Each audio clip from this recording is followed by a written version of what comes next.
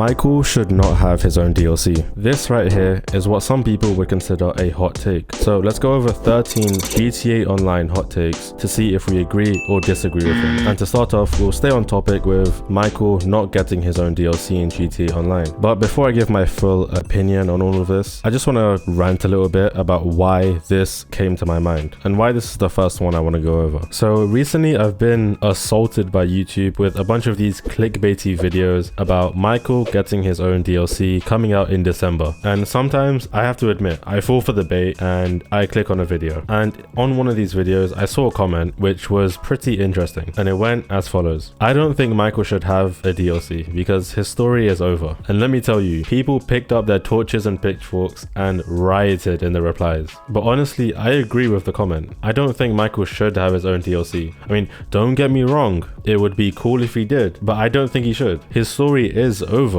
It would be nice if he made a cameo or something, but having his own DLC is stupid, and I'm gonna stand by that.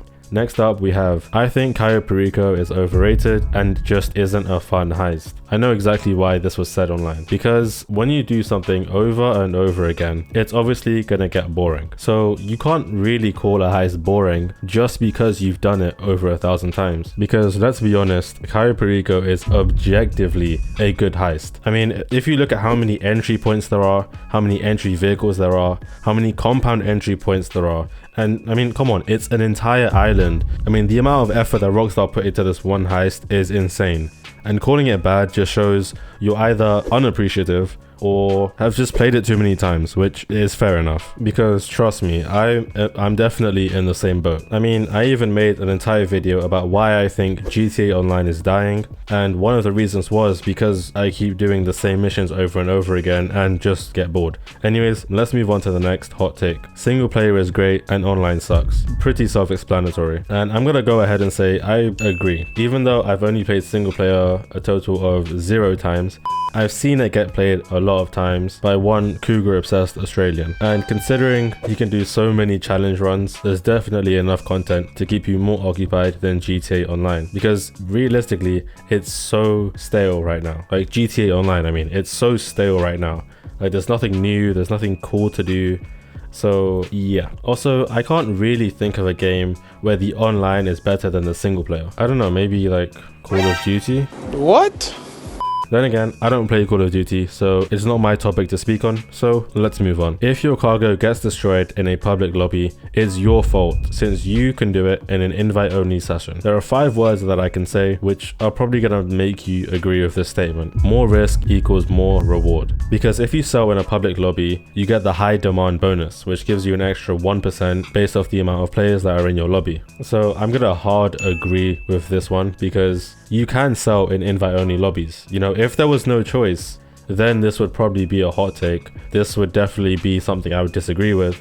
But you have the choice between selling in a public lobby and potentially making more money, but potentially getting your cargo destroyed, or selling in an invite-only lobby, getting the amount that was on the screen or whatever you're selling from, and having no risk of getting blown up. Unless you drive into the ocean or something. The 4th take that we have is that the game becomes more enjoyable when you stop worrying about how much money you're making and actually focus on having fun. I'm gonna be completely honest and heavily disagree with this one. Because for someone like me, okay, I love being good at games, right?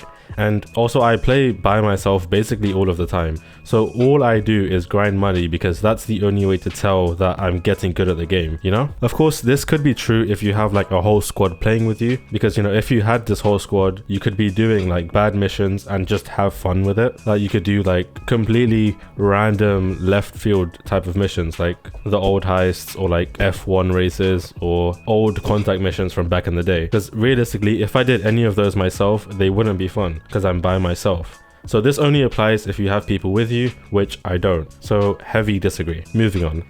GTA 5 is bloated as hell, and the economy doesn't make any sense. I actually made a video about this. Well, it wasn't fully about this. This was a main part of a video I made a while ago. So let's just roll the clip. Player-led inflation, when players have more money to spend or can make money easier, leading to the price of items and products increasing to ridiculous amounts like these. The first time I found out about this issue was when I was scrolling on Southern San Andreas and I saw the BF Club selling for $1.28 million. But I realized there are so many other items that are overpriced. So long story short, I fell down this huge rabbit hole of finding overpriced items and made a list of the 3 worst cases of this. So this is less of a take and more of a fact. So yeah, I'll agree with it. The Sparrow is better than the Mark II. This one's interesting because if we throw up a table with all of the advantages of both vehicles, the Oppressor wins. So technically, on paper, the Oppressor is a better vehicle, but it gets interesting when you actually use them, because the Sparrow is actually faster than the Oppressor. It can go straight into your cassette car, which means it's perfect for, I don't know, Cayo Perico heists. And I don't know what it is or what happens in my like caveman brain, but when I see someone with an Oppressor, I either assume they're trying to grind a mission really quickly or they're just bad at the game. Like if they're going around on an Oppressor flying from the top to bottom of the map, then cool, you know, you do your thing. But if they're going around in an Oppressor and killing people, you're immediately just bad at the game. Maybe it's because of the really low learning curve, but just, I don't know, something about using an Oppressor just rubs me the wrong way. So I'm gonna say yes, I agree that the Sparrow is better than the Mark II. Number 7, futuristic stuff ruined GTA Online. This is another take which I'm definitely gonna have to agree with because I mentioned it in an older video. So again, let's just roll the clip. Futuristic stuff in the game. Now the main reason this annoys me is because it doesn't fit into the theme of GTA. I mean, when you think of GTA, I'm sure the first couple of things that come to your mind are cars, robberies, and heists. But since the Doomsday Heist update, so much has changed with the release of basically all of the vehicles in this update. Some of these including the Deluxo, the Stromberg, the TM2 Kanjali, Thruster, and the Avenger. But it gets even worse 2 updates later, so about a year later, with the After Hours update. The Rockstar gave us the best business in the game, the nightclub, in this update, and they had to ruin it by giving us the Oppressor Mark II, which doesn't fit into the game at all. Number 8. Killing people randomly in lobbies isn't bad. Okay, this one's a bit difficult to say because there's been a bunch of situations where I've been killed for quite literally no reason. I mean, I can show you this clip where I came out of Suburban and just got mowed down by some dweeb in an and this is the full context of the clip, by the way. No idea who these guys are, never seen them in my life. Are you sure about that? Or this clip where I literally was doing nothing. Like by definition, I was doing nothing. And then some idiot came behind me and hit me.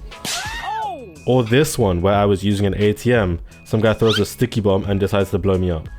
So of course, this is definitely annoying, but it's in the game for a reason. So I kind of can see where this is coming from. But on the other hand, you can see that there are some game modes which are purely based off like PvP and killing other players. So I mean, you could just go play those, but it's not like you're completely restricted to only do PvP in those modes. So I'm gonna agree, because if the option of killing other players is there, then, you know, following through with it isn't necessarily a bad thing.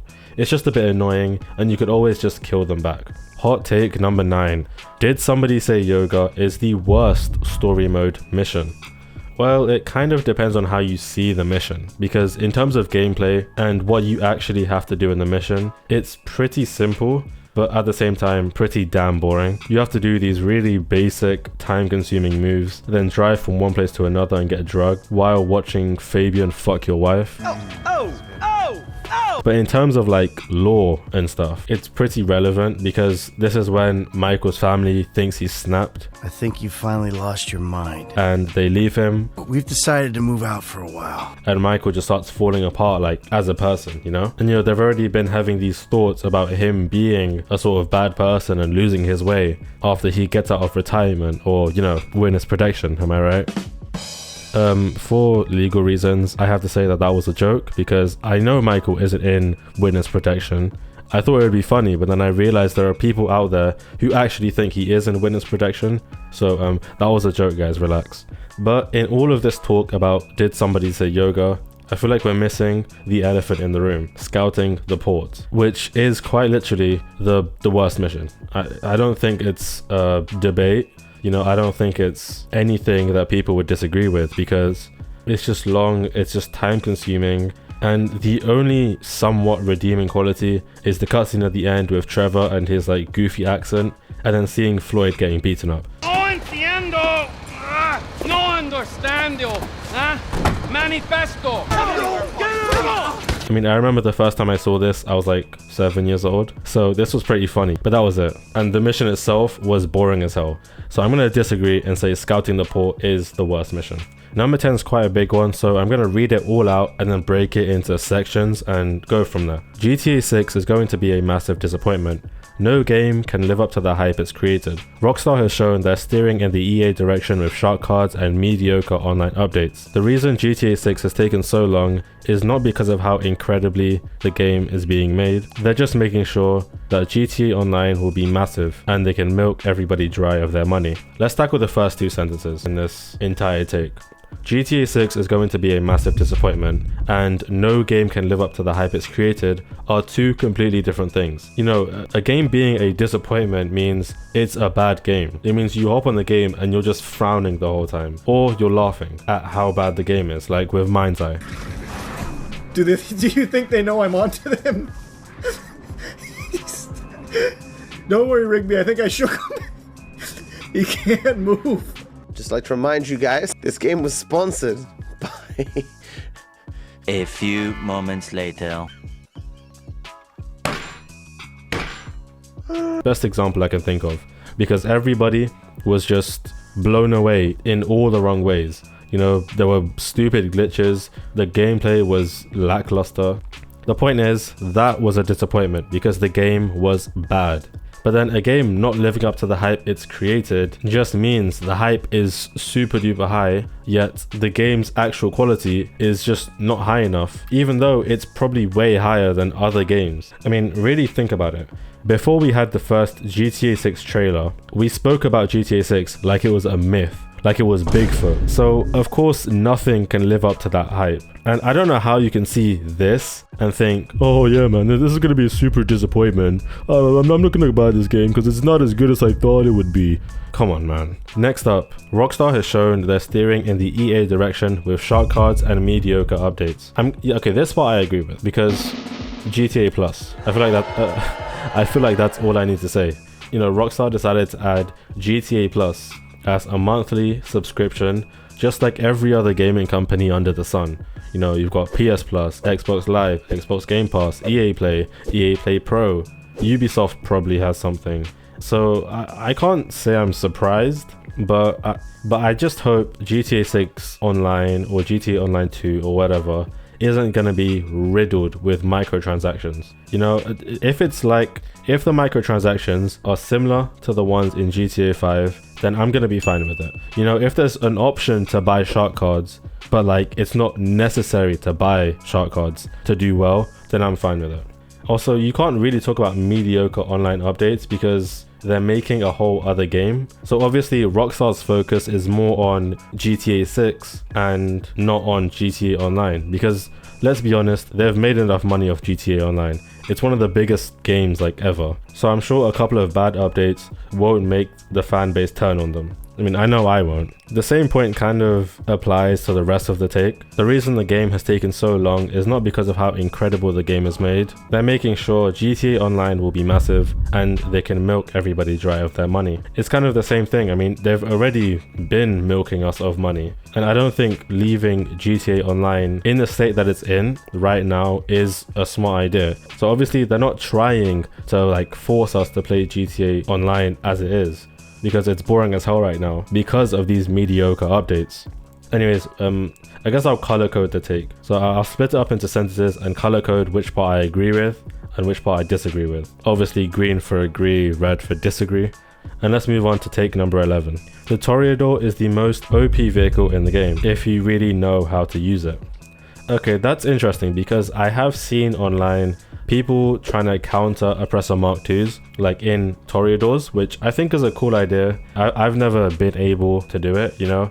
I've got no fucking clue how to do that. So I'm gonna say I agree. Yeah, I agree with this take. Because the Toreador is, I think in terms of land vehicle, it's one of the best that I've used. Because, I mean, the boost is pretty nice. The missiles are extremely strong. and you could use it in your cassette car. The final take we have, Lester is the hottest character in the game. Honestly, I don't think anyone's going to disagree with it. And with that, the video's over. Bye bye.